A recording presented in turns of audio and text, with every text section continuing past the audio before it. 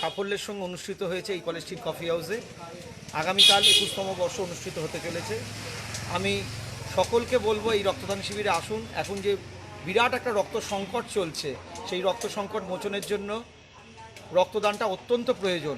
Thalassaemia আক্রান্ত রোগী সহ বড় বড় অপারেশন পিছিয়ে যাচ্ছে রক্তের অভাবে। তাই আমি বলবো যে আপনারা আসুন রক্তদান শিবির, সেই রক্তদান শিবিরকে সাফল্যমণ্ডিত করে তুলতে কলকাতা নান্দনিক সহ আরও অনেকেরা এখানে সাজানোর জন্য আমাদের এখানে এসেছে। আপনারা দেখতে পাচ্ছেন এখানে কলকাতা নান্দনিকের পক্ষ থেকে দেয়াল সাজানোর একটা কাজ চলছে। তারা এই রক্তদান শিবিরে সাফল্য কামনায় তাদের তুলির টান কফি হাউসের দেয়ালে এনে দিয়েছে। আমরা আস্তে আস্তে কফি হাউসের মধ্যে এসে পড়েছি। এখানে সারা রাত ধরে বিশালভাবে সাজানো হচ্ছে।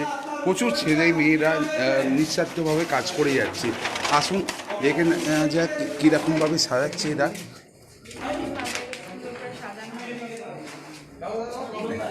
দেখুন এখানে বহুত এই করোনাতে এবং এই বছরে আগের বছরে 2020-তে প্রচুর মানুষ মারা গেছে, বিখ্যাত মানুষ মারা গেছে।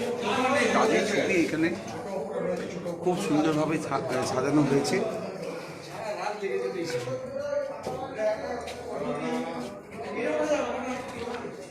এই যে সেই বিখ্যাত কবি হচ্ছে সেই মানুষের গানে এই কফি হাউসে সেই আড্ডাখানা আর নেই, কিন্তু এখানে যে পরিবেশ, এত সুন্দর পরিবেশ দেখুন।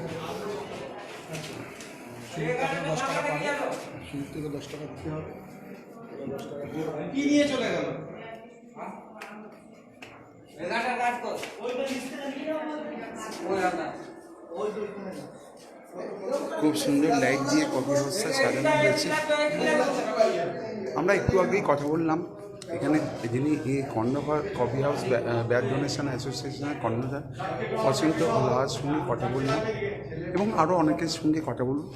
9 জানুয়ারি প্রত্যেক বছরই এই কফি হাউসে রক্তদান শিবির আয়োজন করা হয়। প্রচুর লোক, প্রচুর গুণী মানুষ এখানে আসেন। এখানে বসে কবিতা লিখেছেন, এখানে বসে গান লিখেছেন এবং এখানে বসে অনেক রকমের শুটিং হয়েছে। দেখুন এরা কত সুন্দরভাবে এই সেই পুরনো ঐতিহ্যবাহী কফি হাউস সাজিয়ে তুলেছে। এখানে প্রচুর মানুষের স্মৃতি জড়িয়ে আছে। দেখতে পাচ্ছেন আমরা প্রতি মুহূর্তে নতুন খবর তুলে ধরি আপনাকে। রাত হোক দিন হোক, কি সুন্দর সাজাতে শুরু করেছে। রাত্রি থেকে এটা কাজ করছে, সারা রাত্রি ধরে এর কাজ হবে। ওইখানে কিছু বাচ্চা ছেলে মেয়েরাও সব সাজাচ্ছে, খুব সুন্দরভাবে সাজিয়েছে। আসুন দেখে নেওয়া যাক পুরো কফি হাউসটা, ওপর তলাটা, এটা দোতলাটা কি সুন্দরভাবে সাজিয়েছে।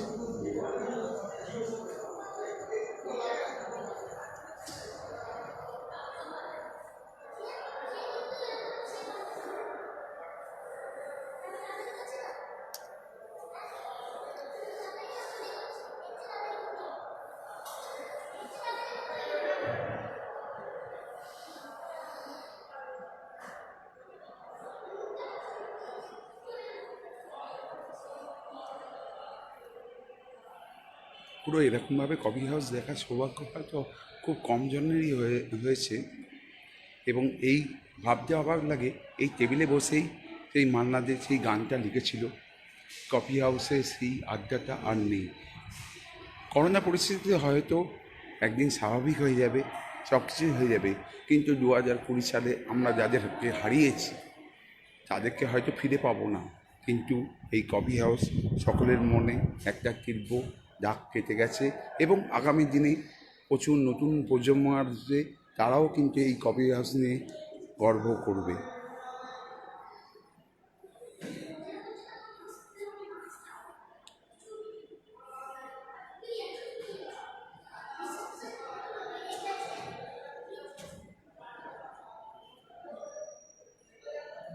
আশা করা যাচ্ছে কালকে ব্যাড ডোনেশন ক্যাম্পে প্রচুর লোকের সমাগম হবে।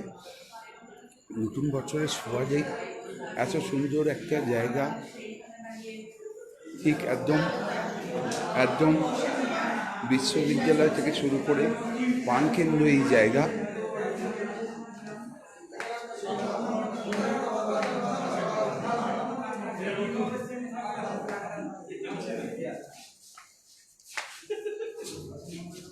কালকেও আমরা সুযোগ পেলে আমাদের দেখাবো রক্তদান শিবিরে কে কে আসছে এবং কীভাবে এই অনুষ্ঠানটা সাফল্যমণ্ডিত হচ্ছে।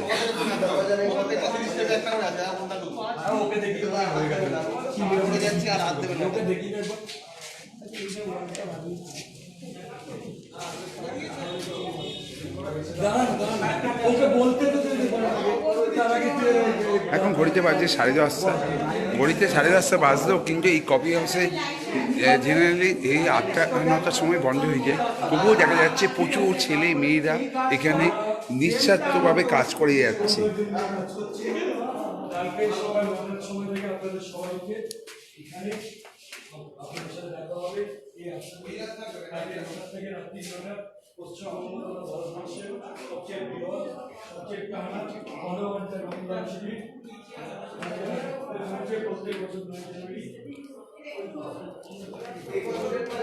দাদা, কিরকম লাগছে এরকম একটা কাজ করতে নতুন রকম ভাবে? প্রতি বছরই তো করি, বিগত 2 বছর ধরে করছি। ভালো লাগে এরকম একটা প্রতি বছরে সচেতনতা প্রতিষ্ঠা করে প্রতি বছরই চালিয়ে গিয়ে এখানে সামিল হতে পেরে খুবই ভালো লাগে, এরকম একটা জায়গায় কাজ করতে পেরে। পুরনো কোনো স্মৃতি মনে পড়ে কফি হাউসের থেকে আপনার জীবনের কোনো স্মৃতি? কফি হাউসের থেকে তো জীবনে অনেক স্মৃতি আছে। স্কুল জীবনে তো বহু 11-12 তো হিন্দুতে রিয়ার স্কুলে পড়ার পরে ছুটির পরে অনেক সময় এসেছি, কাটিয়েছি অনেক সময় বন্ধু বান্ধবদের সাথে। এটা একটা হিস্টোরিক একটা ইম্পর্টেন্ট আছে এখানে, একটা এরকম ইভেন্টে কাজ করতে পেরে খুবই ভালো। কিরকম লোক সমাগম হবে এরকম আশা করছেন এইবার? হ্যাঁ, কিরকম লোক আসতে পারে, কারণ এবার তো করোনা পরিস্থিতি আছে, রুলস অ্যান্ড রেগুলেশন আছে।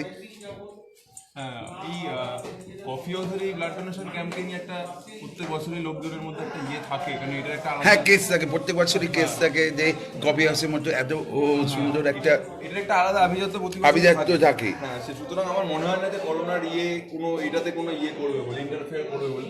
মানুষ আসবে, কিছু যোগদান নিশ্চয়ই দেবে এবং এই প্রোগ্রামকে সাফল্যমণ্ডিত করবে। ঠিক আছে, একটু দিদির সঙ্গে কথা বলে নিই।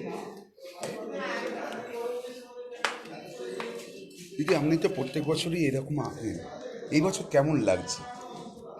ভালোই লাগছে, প্রত্যেক বছরও ভালো লাগে, এবছর ভালো লাগছে।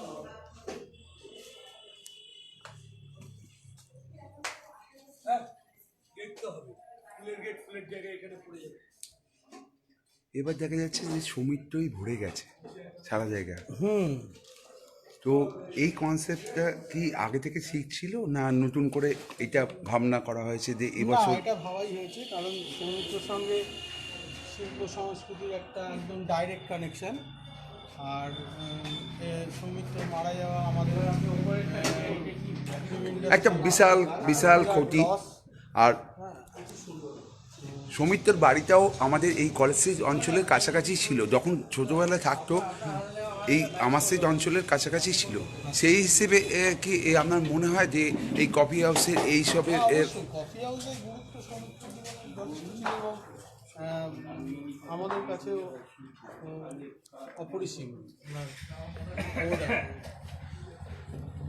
প্রত্যেক বছর এরকম করোনার পরিস্থিতি থাকে না, এই বছর করোনা পরিস্থিতির জন্য অনেক রকম রুলস রেগুলেশন আছে।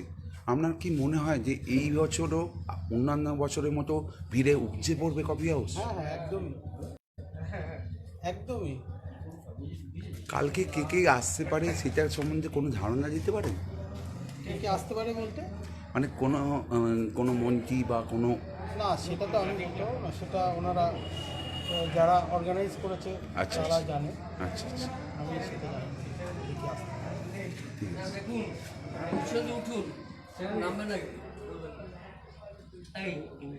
আছে। গৌতম দা, ওইখানে উঠে একটু, তোমার তো অনেক পুরনো স্মৃতি আছে, এই সম্বন্ধে অনেক ভালোবাসা আছে, আমি জানি। কাগজে ফাগজে ঢুকেছো নাকি? হ্যাঁ, কোন কাগজে? আমি এখন খবরে আছি। এখন খবর। হ্যাঁ, তো সেই সম্বন্ধে তোমার এটা কি এখন নিজে- খবর এখন লাইভ করছে? হ্যাঁ লাইক হ্যাঁ তো নাম আছে তো তোমার নিজের থেকে যে আবেগটা আছে, অনুভূতি আছে, সেইটা একটু আমাদের দর্শকদের সঙ্গে শেয়ার করলে খুব ভালো হয়। আমি বলতে আবেগ বলতে তুমি যে এই যে কবিতাগুলো লিখছো, এটা কি নিজের স্বরচিত না কোনো কিছু থেকে বা এটা ওই আমরা লিখে দিচ্ছি কোটেশনের নিচে ভলতেয়ার, আচ্ছা যার যার কোটেশন আমরা তার নাম লিখে দিচ্ছি। সৌমিত্র কবিতাও উপরে লাইন থাকবে, আচ্ছা হ্যাঁ, কিন্তু ওই ঠিক অত উনি বেশিরভাগ যা পেলাম সেটা হচ্ছে পাঠ করেছেন রবীন্দ্রনাথ বা অন্য অন্য কবিতা, হ্যাঁ, উনি রিসাইটেশন করেছেন, সেইটা পাচ্ছি।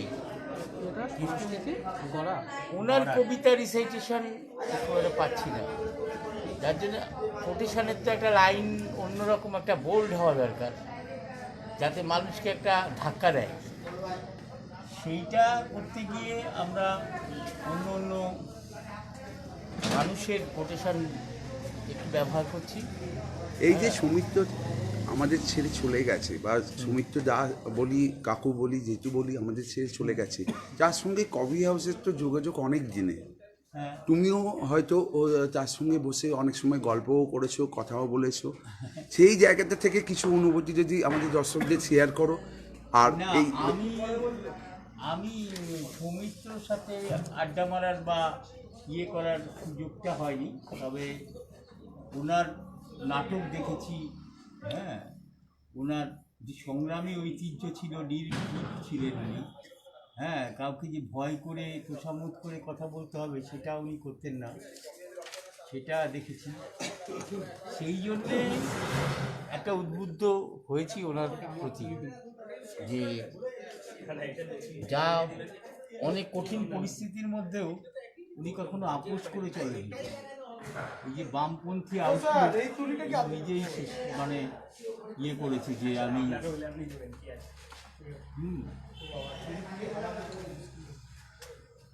তাহলে আপসহীন একটা সমাজসেবী এবং হ্যাঁ। চিত্র অভিনেত্রী, হ্যাঁ। এবং মানে সেটা বিশাল ক্ষতি বলতে গেলে। অভিনেত্রী না, অভিনেতা, হ্যাঁ, অভিনেত্রী না, হ্যাঁ, অভিনেতা। ক্ষতি তো বটেই, ক্ষতি তো বটেই। ওনার মতন একজন সহজ কথা সহজভাবে আপোষহীনভাবে বলতে পারে এরকম লোক কমই আছে। আমরা দেখেছি অনেককেই আপোষ করতে অনেক ব্যাপারে, কিন্তু অনেক কঠিন পরিস্থিতিতে ও রাজনৈতিক চাপেও উনি এই আপোষটা করেননি। ঠিক আছে দাদা, হ্যাঁ,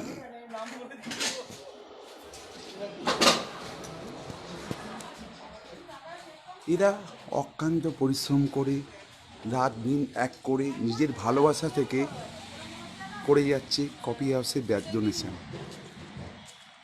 সাজাতে সাজাতে হয়তো রাত খাবার হয়ে যাবে, সকালে আলো ফুটবে, তখন হয়তো কোকিল ডাকবে, প্রচুর পাখি উঠবে, কিন্তু এই যে রাত জেগে পরিশ্রম করে এই নিঃস্বার্থ ভালোবাসা, এইটা কিন্তু খুব কমজনের মধ্যেই দেখা যায়। সেন্ট্রাল কলকাতার এরকম আবেগ কিন্তু এখনও রয়ে গেছে। 12 ঘন্টা ধরে এরা কাজ করে যাচ্ছে। সকাল 9টা থেকে রাত 9টা পর্যন্ত রক্তদান। হ্যাঁ, একটু আপনি বলুন না, এই কোথা থেকে এই আবেগটা এলো? এত সুন্দর আবেগ কিন্তু সাউথ কলকাতায় আসে না, বা অন্য, আমি এরকম জোর গলায় বলছি, সাউথ কলকাতায় কেন পশ্চিমবঙ্গের কোথাও আসে না যে এই আবেগটা নিঃস্বার্থভাবে কিছু করতে গেলে যে একটা নিঃস্বার্থভাবে যে কাজ করা যায়, সেটা আসে না। সেটা আমরা নিজের থেকে যে কফি হাউস ব্যাড ডোনেশন ক্যাম্পে থেকে বা এই ধরনের কাজ করে কীরকম অনুভব করছেন? সারা বছরই আমরা প্রায় বিভিন্ন কর্মে ব্যস্ত থাকি নিজেদের জীবনে। আগে আপনার নামটা একটু বলুন। Paresh Banerjee, coffee house social service অ্যাসোসিয়েশনের আমি একজন সদস্য। হ্যাঁ বলুন। 2001 থেকে আমি আছি। প্রায় 2001 থেকে প্রতি বছরই আমি এখানে আসার চেষ্টা করি, যতটা পারি নিজে দেওয়ার চেষ্টা করি, সম্ভব হয়ে ওঠে না। মানুষ প্রত্যেক দিনই নিজের কর্মব্যস্ততা এতটাই লিপ্ত হয়ে পড়েছে যে তার সাথে সাথে নিজের কিছু ভালো কাজও করা উচিত, যাতে আমার মনে হয় আমাদের কফি সোসাইটি অ্যাসোসিয়েশনের মনে হয় যে এটাকে আমাদের এনার্জি যোগায়, ভালো কাজের সাথে পজিটিভিটি যোগায়। তো Achintya Kumar Laha coffee house society অ্যাসোসিয়েশনের সম্পাদক, তো তারই নেতৃত্বেই রক্তদান শিবির হচ্ছে এত বছর ধরে।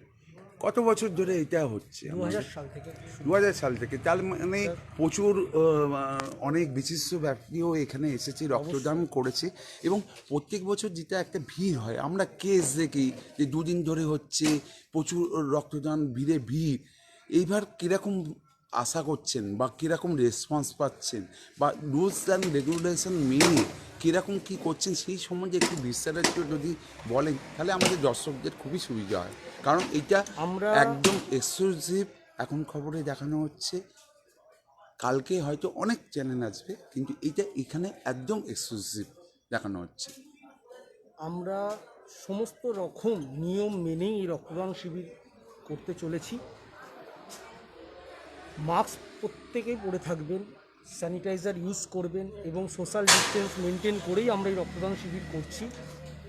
আর এই মহামারীর সময় যে কোভিড-19 আমাদের যে সাধারণ জীবনে যে আমাদের সমস্ত কিছু কর্ম থেকে বলুন, রক্তদান শিবির থেকে বলুন, সমস্ততেই পেরে, কিন্তু আমার মনে হয়, আমাদের সংগঠনের মনে হয় যে যারা মানুষকে ভালোবাসে, আমরা দেখেছি কোভিড-19-এর সময়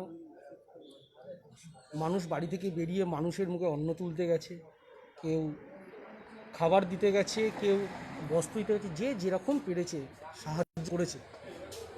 তো আমাদের মনে হয় আমাদের যারা রক্তদাতা এরা প্রতি বছরেই আসেন এবং রক্তদান করেন। 9 জানুয়ারি এ বছরেও আমাদের কীরকম লোক হয় আমাদের? মোটামুটি 400। হ্যাঁ, আমি অচিন্ত দার সঙ্গে কথা বলছিলাম, উনিও বললেন যে 400 লোক হয়। এবার কীরকম এক্সপেক্টেড? আমাদের এবারের ইচ্ছা আরও বেশি হবে, কারণ প্রতি বছরেই মানুষ প্রায় এবারে বাড়ি থেকেই সমস্ত মানুষ, অনেক মানুষ কাজ করছে, বিভিন্ন রকম কাজের জন্য বাইরে চলে যান, কেউ বাইরে থেকে আমাদের উইশ করেন আজকে রক্তদান শিবিরের জন্য। তো আজকে আমরা মনে হয় কালকে সমস্ত সদস্যগণ এবং সদস্য পরিবার এখানে আসবেন। কে আসবার কথা আছে বা কে আসতে আমরা পারে সেটা এখন বলবো না, অনেকেই আসার কথা আছে। আমরা সবাইকেই আমাদের কাছে প্রত্যেককেই আমরা ইনভাইটেশন পাঠিয়েছি, যেহেতু এটা একটা সমাজ কল্যাণমূলক সংগঠন। তো কালকেই বুঝতে পারবেন, অনেকেই আসবেন, এটা আমি বলতে পারি। মোটামুটি কখন থেকে আমরা শুরু সকাল করছি? 9টা থেকে রাত্রি 9টা পর্যন্ত রক্তদান শিবির চলবে, এবং সঙ্গে কফি হাউসেও চলবে। সঙ্গে কফি হাউসও চলবে। কফি হাউসও সকাল 9টা থেকে রাত্রি 9টা পর্যন্তই চলে। ওই টাইমেই 12 ঘন্টা রক্তদান শিবির পশ্চিমবঙ্গ তথা কোথাও ভারতবর্ষ বোধহয় হয় না। তো আমি বলবো কালকে আপনারা আসুন এবং রক্তদান করুন, যাতে আমরা মহামারীকে হারিয়ে নতুন বছরে নতুন কিছু গড়তে পারি সামাজিক কর্মের মাধ্যমে, রক্তদানের মাধ্যমে। ধন্যবাদ। দর্শকদের জন্য আপনার কি সমাচার আছে? কাল সকাল 9টা থেকে রাত 9টা পর্যন্ত রক্তদান শিবির চলবে। আপনারা আসুন, রক্তদান করুন, ভয়ের কোনো কারণ নেই।